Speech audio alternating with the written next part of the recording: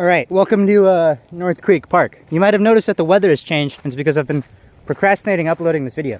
The last time I was here, which was on Friday, I actually recorded a full-length video, uploaded it to YouTube, and I haven't made it public. So we're just going to re-record all the plants, and we're going to be good to go.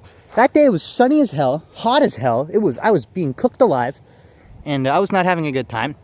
Now it's rainy as hell, and I'm soaked to death, and I'm not having a good time. But that's okay, because whenever I'm not having a good time, the view count goes up, and that's all that really matters. So over here, we got a Pseudotsuga menziesii, also known as the Douglas fir. But first, let's look at that bark. Look at that mottled bark. It's almost got those scars on it, you know? It's got something going on. And Pseudotsuga menziesii isn't actually a real fir, even though everyone calls it, it's a Douglas fir, but it's not actually a fir. Its furs are in tsuga, but this is Pseudotsuga, so it's like sort of a fir. Kind of like pseudoscience. It's sort of like science. Kind of looks like a fir, you know, kind of looks like science, but it's not. It's fake. And we can look at those megastrobili right there. Very characteristic megastrobili. That's the female cones. You like that? Look at those tufts on each one of those seedlets. Yeah. Now, they're aerodynamically shaped so that other members in Pinaceae and other pines and conifers, when the pollen gets ejected, because these are all anemophiles, they're wind-pollinated, when pollen gets ejected, they're specifically shaped so that they don't have any cross-pollination events, and that way you don't get any failed pollination events. Because, you know, the chances that the wrong pollen reaches the incorrect ovary and blah, blah, blah, blah, blah, you know, you don't want that, right? You want to have successful attempts. Yeah. It's very characteristic of the environment it's in, right? Nice and rainy today. And here's the microstrobili that it's nice and soaked too, so it fell off right onto my hand. See those tiny, tiny male pollen cones that dust off all their pollen. Also have a very specific shape, which the camera might not be able to pick up, but you can look at those scales. Pretty good stuff.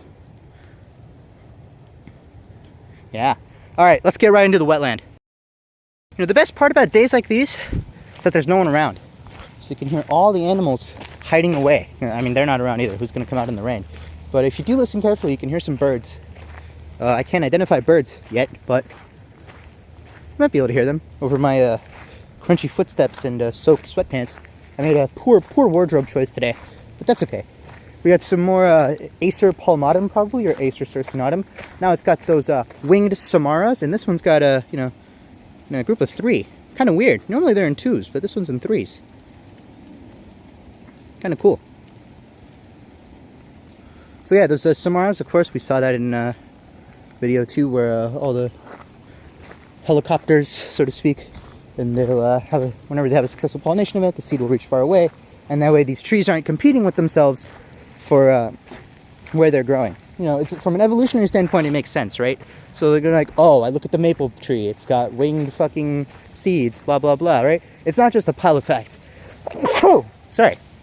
It's not just a pile of facts.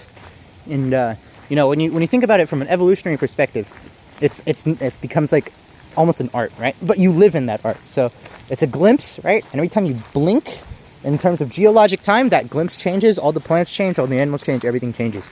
So approximately 17,000 years ago, where I would be right now, I'd be buried under an ice sheet, and it was a huge glacier. Basically, these glaciers cause depressions in the land because of the sheer weight of the ice, and they also carve away whatever used to be there. So probably around 2 million years ago to 17,000 years ago, during the Pleistocene, there were a huge variety of animals that lived here, from like saber-toothed tigers, like certain kinds of lions.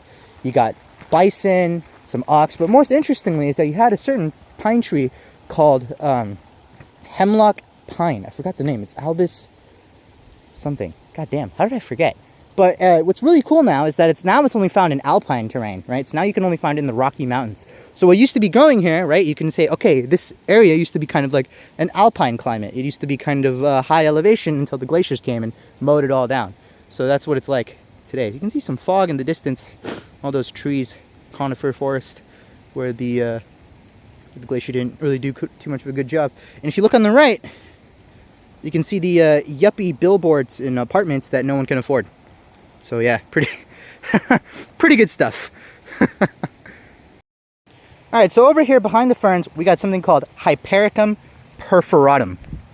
Now, Hypericum perforatum originates from temperate Europe and temperate Asia. And there's more evidence for this because if you look at it, it's got little tiny white hairs on it. Little tiny trichomes. That's the botanical word for hairs. So those hairs are going to probably catch a lot of water, as you can see here, and that's not very good for this plant because, you know, stagnant water means that the plant's going to rot and die. So this is a nice, you know, it's not well adapted to this climate. Can't handle too much water, so it's a nice good protection mechanism against this from becoming invasive. It is still invasive, but, you know, could have been worse. Could have been as bad as the Rubus bifrons, where it just strangles out other plants. The funny thing about this plant is that since it's not native and we want it out of here, I don't feel bad about just breaking it off. I'm looking at those stamens and corollas. Yeah. You like that?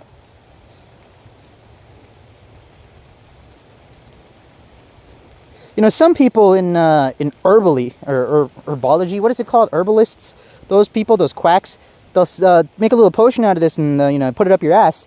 And you can pretty much cure everything, apparently. You can cure COVID, chronic strokes, bacterial infections. You know, why would you want to go get that checked out by a medical professional when you got this sort of stuff? You can get this for probably like $50 for like maybe a couple milligrams of this stuff at Whole Foods or something.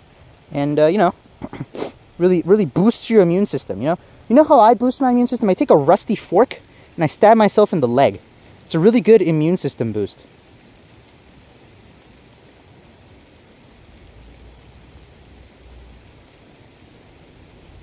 And it's perforatum because it's got perforated foliage. You can see those little tiny white dots. Some look like raindrops, others are actually like perforations, so you can see those perforations in the leaf. So yeah, pretty cool plant. It's highly invasive, you know, not very nice. So yeah, Hypericum, St. John's wort family.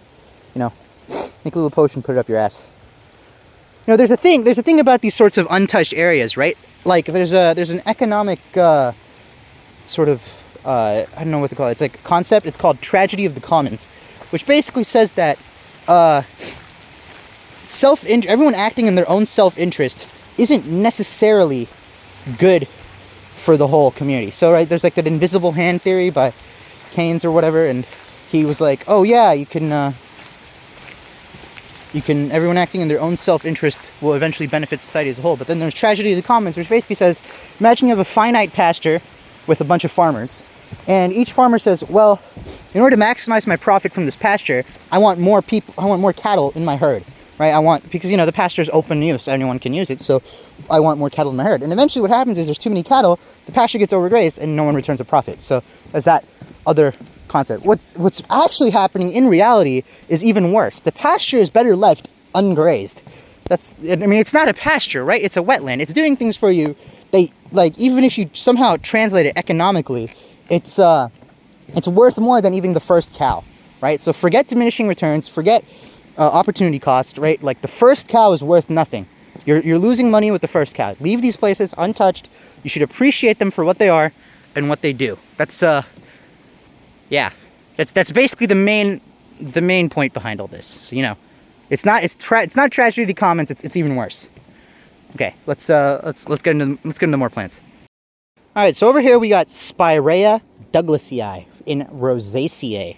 Now I have some good photos of this in the sun, but right now it's soaked in the water, so you're not going to get a very good detailed look. But it's still very nice to look at. Now this is a very important plant for the pollinators because, again, Spiraea douglasii, it's in the wetland, and there's a huge plethora of things that live in the wetland, of which I've only personally seen an otter or a beaver or a weasel. I couldn't tell. It had sleek brown fur, and it just kind of looked at me. It jumped out onto the boardwalk, and it just looked at me for about 2 minutes, and I was like slowly creeping up on it because I was like, you know, gonna take a nice up close, you know, modeling, you know, Vogue, new cover, new magazine, and then he just jumped off and back, and I think I scared him off. That's okay. So over here, Spiraea douglasii. If you look real carefully at those inflorescences, you're gonna notice that they're 5 petals, tons of stamens. You might just be seeing straight water because all the petals are soaked and they're probably not holding their form right now. But that's okay. I'm going to tell you that it's 5 petals, tons of stamens, because I saw it when it was nice and dry here, and you know, you could actually make out each individual petal. And that's a good sign that it's in Rosaceae. So the way we categorize these things is by inflorescences, because pollinators don't really need to change, and haven't really changed that much over the course of geologic time, But the things that eat them and the fruits that are, you know, being produced, those change a whole lot because, you know, animals and whatnot are very highly selected against by these catastrophic events that cause extinctions. So you can see what tends to pollinate this sort of stuff, you know, in the Rosaceae family or other families. You could say, okay, yeah, these are kind of the same synapomorphies, and this is generally what this selection pressure was. But you know, you can also see, hey, there's something going on here that's more than just a pile of facts. So if you look real carefully at the Rosaceae, you'll see. But we gotta go down there. Maybe there's more better flowers there that I can identify. Someone took a Spiraea douglasii and stuck it in this pillar. But yeah, let's move right along. All right, so here's an interesting phenomenon that I actually hadn't seen before. This is Myosotis laxa. I don't think this is documented anywhere, so I think I'm the first to fucking say this. Now, scientific discovery, okay? Scientific discovery.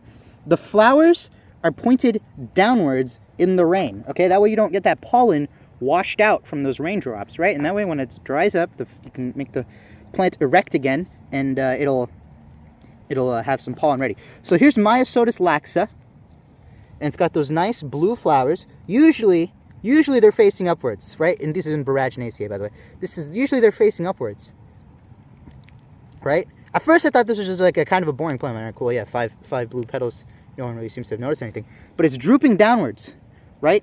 So it's protecting that that pollen from being washed out in the rain, so that way it has more successful pollination attempts. So there's tiny, tiny blue flowers. That's actually really cool. I actually never knew this. I'm discovering this with you in the video. In other families, like in Ericaceae, the blueberry family, the heath family, the flowers themselves are actually urn-shaped and point downwards. For example, Arctostaphylos or Pieris or other genus, those are urn-shaped flowers that point downwards. Some are in not Orobanchaceae. What is it? It's the other, or it's not Orobanchaceae. It's the other parasitic plant. In any case, it's the flowers are shaped downwards, and that way, every time it rains, what happens is that corolla protects the pollen from being washed out, and in exchange, what happens is if you see them being pollinated, the honeybees will come in and they'll crawl under and then walk and then fly out.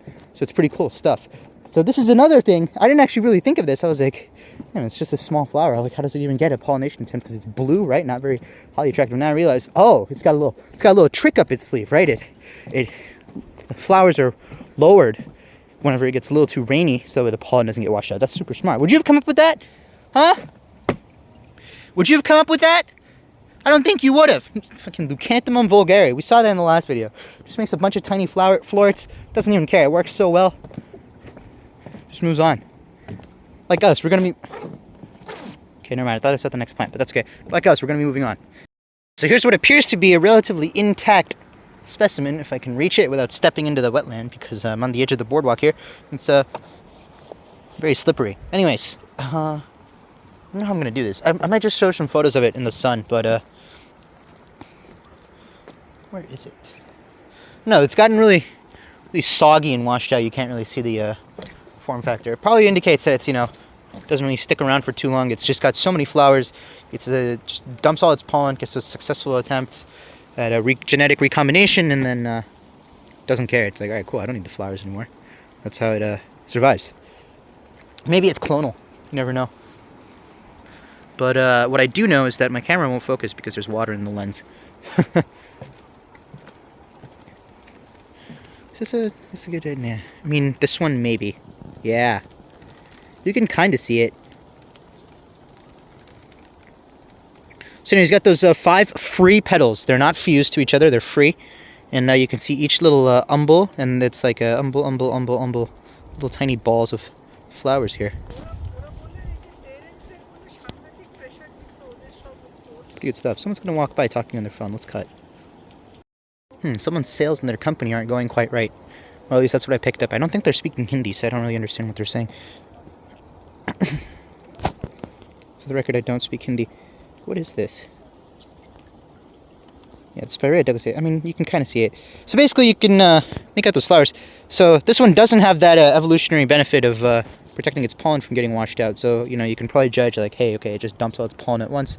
It's done. You can see those little tiny stipules on the right behind the leaves. You see those little bumps on the right leaf. You can see that little nub. It's got those stipules. And you can see those closed buds for some of these flowers. They haven't really opened yet. I gotta focus the camera. Yeah. Can you see the rose in it now? You see where roses came from? You can see little tiny roses, right? But they actually open up and they have 5 free petals. None of that genetically modified stuff. This is, you can kind of see where they came from. Because, you know, when I first saw it, I was like, okay, who the hell bred roses this much to make it look completely different? But now I can kind of see where it came from, you know? See those closed buds, and they were like, you know what we want? We want roses that just never open. We just want them like cup-shaped. That's how the horticulturalists came up with it. Yeah, they say roses are red, but these ones are pink. Violets are blue, but they're usually yellow. Everyone's lying to you. Maybe that person doesn't like you after all. Let's move right along. All right, so over here we got a member of Apiaceae. Now you can see that Pseudanthium being formed again, false flower head. Each individual floret is actually very deep, very tiny, deep inside. You had to really look, really wipe that water off the camera lens. Pretty good stuff. I actually don't know what genus or species this is. All I know it's an Apiaceae because, you know, it's got that flower head, and that's how you can tell. You can see those lobes on those petals. Pretty good stuff. The raindrop just fell on the phone screen and focused it somewhere else. Yeah, pretty good stuff. Here's the fruits, maybe.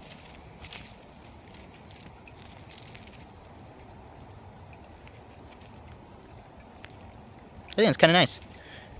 Pretty cool stuff. Growing in a wetland, of course, so, you know, it's probably native, but probably not native. I mean, wetlands have those alluvial deposits from the glaciers that dumped it. It's like 2 million to 17,000 years ago in the Pleistocene, so, you know, it's fresh real estate right here for the plants. I mean, it's great. Like, oh man, so, you know, it's amazing host to all sorts of stuff here. All right, next plant. Let's move along.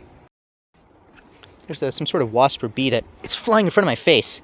I need to not fly in front of my face, that way I can look at the camera. I mean, I don't mind the wasp being here or the thing being here, but that's all that matters. So over here, we got Erythranthe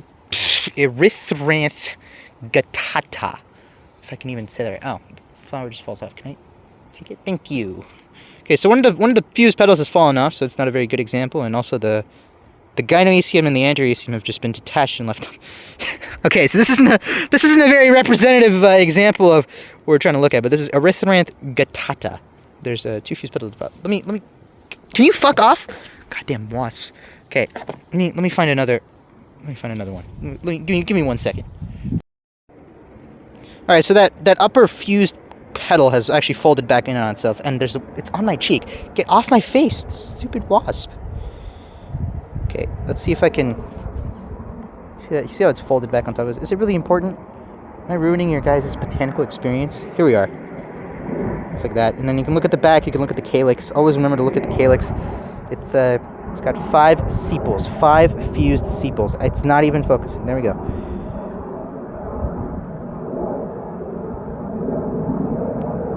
Right. Pretty good stuff. Maybe those are just bracts. Okay, it's a mosquito. Mosquito needs to get off the phone.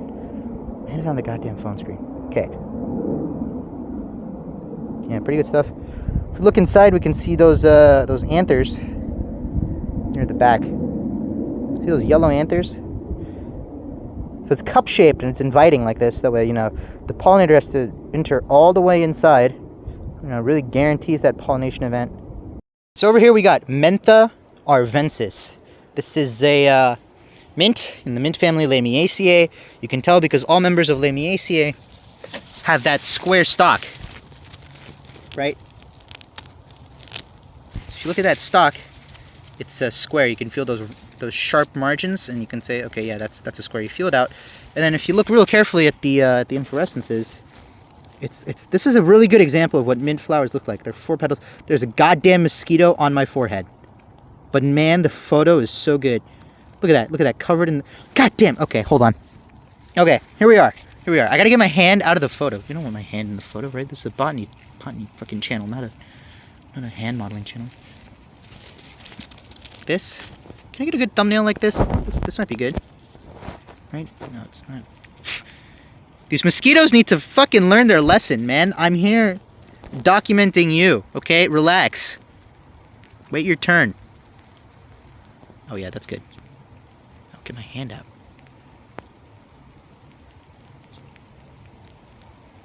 Yeah. Oh, my fucking hand's still in the foot.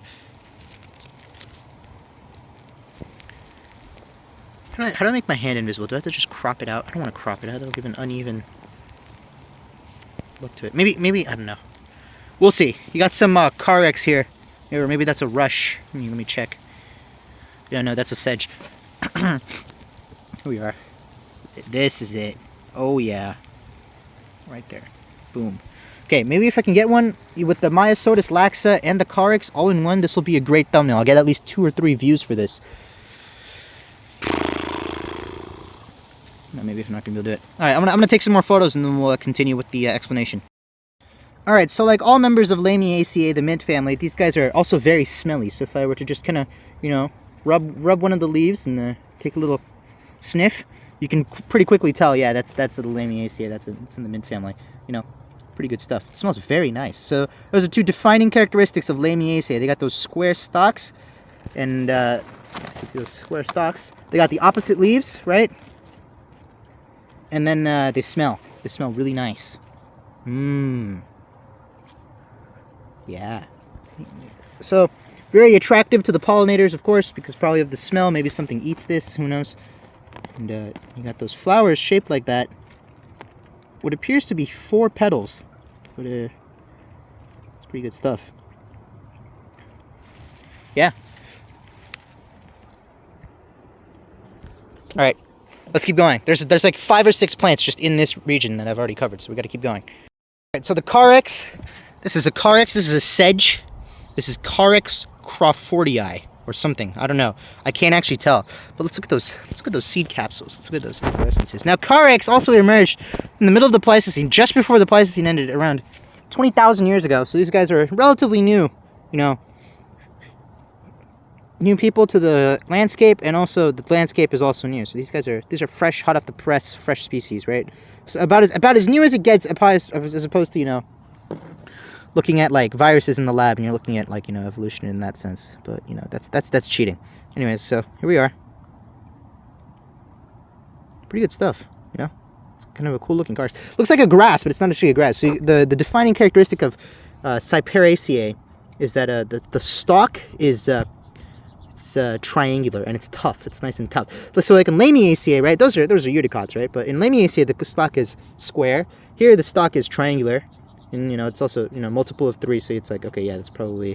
One of the birds is hissing at me, I think, or something. I don't know.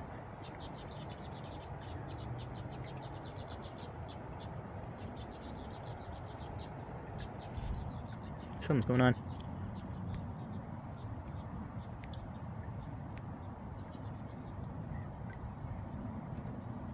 Pretty good stuff. You get a wide variety of these weird-looking plants in the wetland. There's another Carex. If I reach back, I think it's Carex comosa. So here it is. Same principle. It's got that triangular stalk, and you know, pretty cool stuff. And you can see them both stand on the very tippy edge of the boardwalk. You can see both of them hanging out with each other. And yeah, there's a whole plethora of plants here. So we got the Menthas, the Mentha arvensis that's over here. And then you got the Erythranthe guttata that's over here. You got whatever the hell an Apiaceae was over here, and the other Carex, and you got Spiraea douglasii. You got a whole sorts of stuff just kind of going along. And if we go even more down, we're gonna see Typha, latifolia, which are the cattails. So you know, if you're wondering how much Spiraea douglasii there, it's a lot. It's everywhere, right? Pretty good stuff. So what's funny is that people actually plant the non-native kind. They always plant the Japanese Spiraea in their yards. It doesn't make sense. Just plant the native kind, man. It's built for here. It'll do great here. You'll help out the pollinators too, and everyone. You'll see the little bees and the birds in your yard. You'll see everything. So you know, if you're into that kind of stuff, you want to see those birds and the bees, you gotta have the native stuff. You know, actually, from the last video, the Lonicera that I saw, Lonicera japonica, the hummingbirds don't fuck with that one. They don't like it. They want the Lonicera ciliosa, the native stuff. It's a orange, very bright orange shaped honeysuckle, and they only like that one. I've never seen them actually go for the japonica, and also the nectar's always left over in the japonica. So you know, maybe it's for us, more of those Apiaceae, those seed capsules, those fruits. All right, let's move along. So you know, even in a rainstorm with all these plants and whatnot, look at those birds on the boardwalk. maybe I shouldn't scare them off. So even with the rainstorm, with all these, you know, where it's getting colder and colder, because, you know, over here in Seattle it gets kind of cold, these wetlands serve as a sort of regulator of temperature. So when it's really hot, when all the, you know, the land has been heated, what happens is that there's no actual water in the air. So the plants here are really good at keeping water in the soil so it doesn't evaporate. So when the water's all in the soil, the air stays dry, and dry air is really bad at picking up heat, so it stays nice and cold here. So when you're over here in a really hot day, I remember one time I was here, it was almost 100 degrees in the middle of July last year. It was almost 100 degrees, and I came here and it felt like you're stepping into an AC room, like at the mall or something, right? And except it's actually even colder than AC. It was real cold, and I was like, damn, I should have brought a jacket, right? So, you know, who needs AC when you can just, you know, have these nice, pretty cool looking wetlands here that already do it for you, right? So instead of paving over it because you don't understand it, you know, take the time to understand it, and you're going to find yourself being very appreciative of these things very quickly. And this Typha latifolia. Let's go to a plant that's closer to the boardwalk so I can talk to it.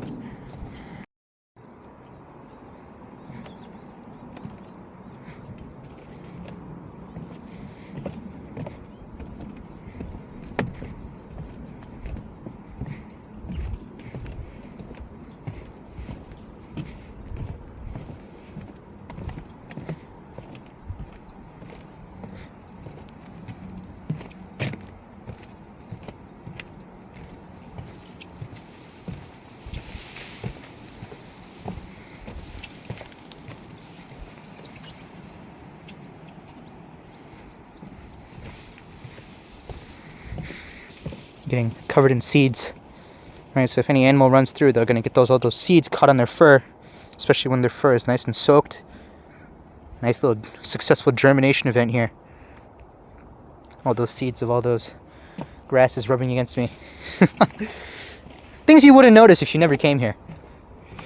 God, my plants are soaked. Is that a slug? That's a slug. You ever seen a slug in your life before? Do you have a license to do that? I'm gonna go to City Hall and report you. Look at the underside. The underside's orange. I don't know anything about slugs. Aren't they mollusks or bivalves? I forgot what they were. Yeah, that's the funny thing about this. It's like home to many plants and creatures. I actually haven't seen any of them, except I've seen raccoons in my yard, and I saw maybe a beaver or an otter or a weasel. I'm not really sure. And then I saw goldfinch in my yard. I've never seen a vole. Never seen the trout, heron. I've seen dragonflies here a lot, actually. Sorry. I guess I'm lying. I did see a lot of these things here. I saw frogs, pseudotsuga frogs, at a different wetland. More slugs. Slugs are out because of the rain. I wonder how many slugs I walked through when I was just kind of carving through these plants. Maybe that's what it is. Maybe it's a bunch of slime, slug slime, all over my... You know, they're only on certain plants. That's the funny part. Oh, look, there's a slug back there. Do you like slugs? Are you grossed out by these slugs? Huh?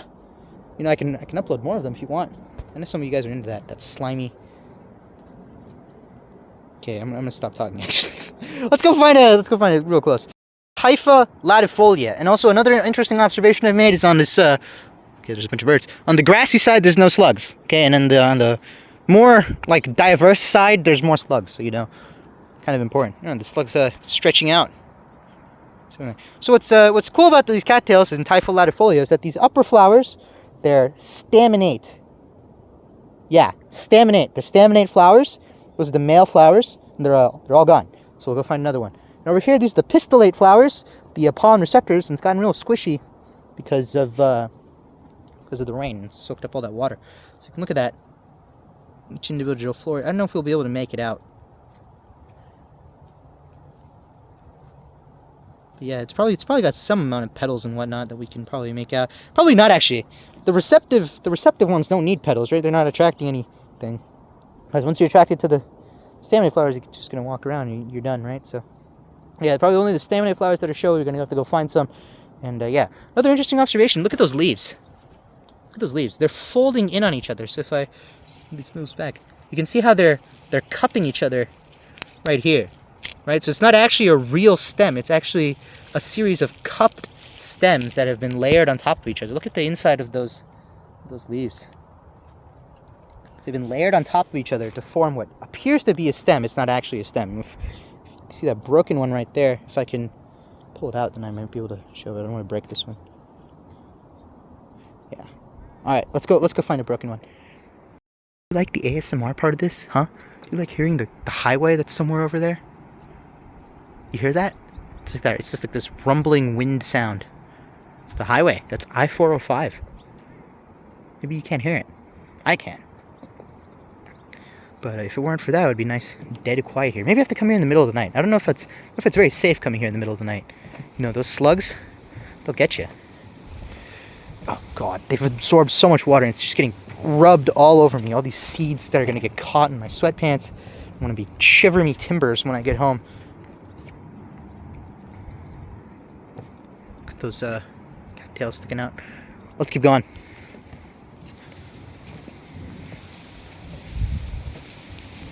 God, it's a bad feeling. I'm gonna tell you that. Oh, it's cold. This is what biology is like, right? You gotta. There's like, oh, I'm gonna go see all the cool little things. It's actually no. You're gonna be in the cold rain. Ah, it's not like David Attenborough. Fuck.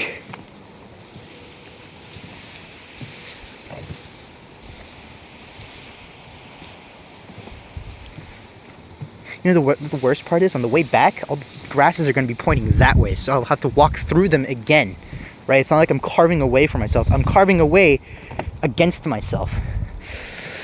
Oh, my pants are soaked. All right, whatever. This is as soaked as it gets. It's like those calculus problems, right? Like, how much time are you going to run home or are you going to walk home? Which one's going to get you less soaked? And it's like, hey, if you're going to spend 3 hours getting home, you know, it doesn't matter, right? Just walk. Take your time, you're getting drenched anyway. This is that, right? This is the calculus problem. Calculate the surface area of my front side, how many grasses there are. I just saw a beetle, but I'm just too anxious. I wonder how many slugs are gonna catch on to me by the time I get through here. I can see why no one comes here anymore in the rain. Ugh.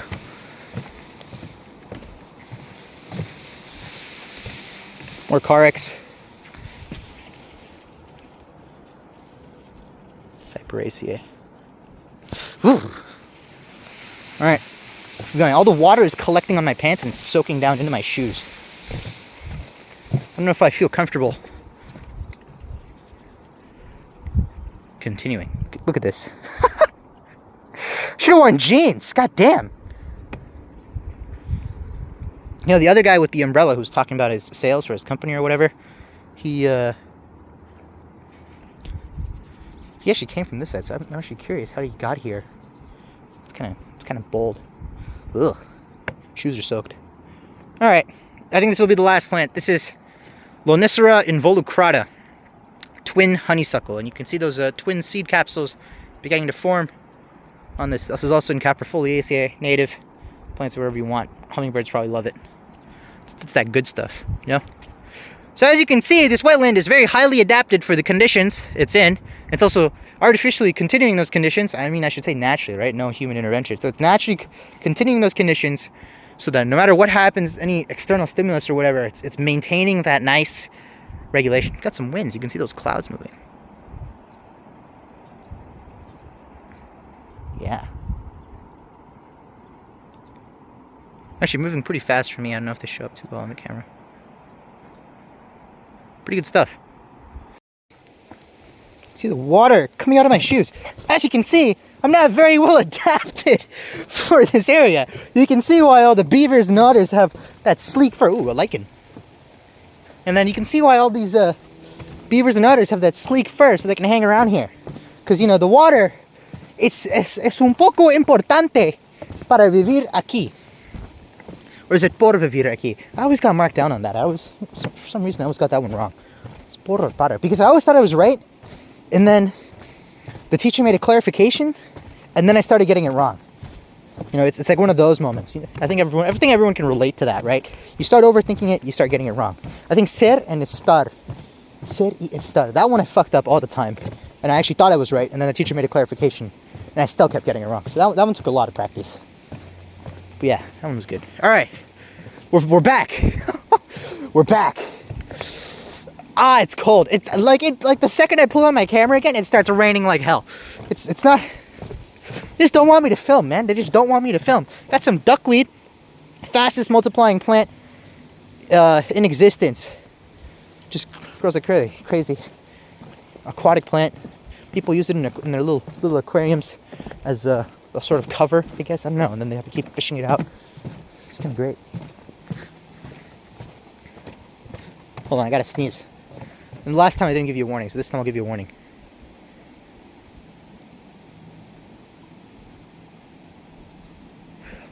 Oh, there you go. Too early of a warning.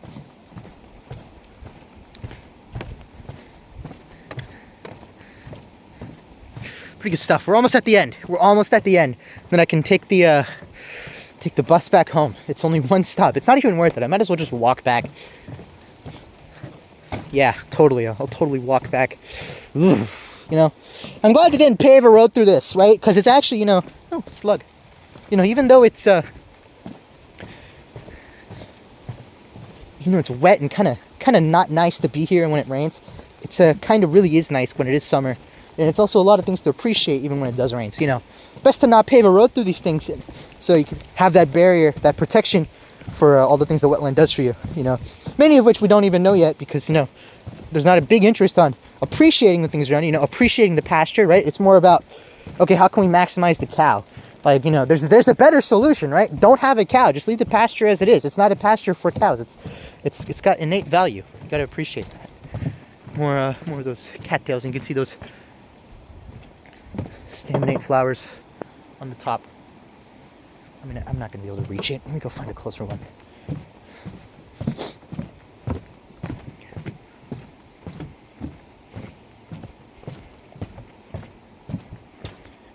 Here's one of those cattails that's broken, actually, and you can see the layers of leaves that form that stem.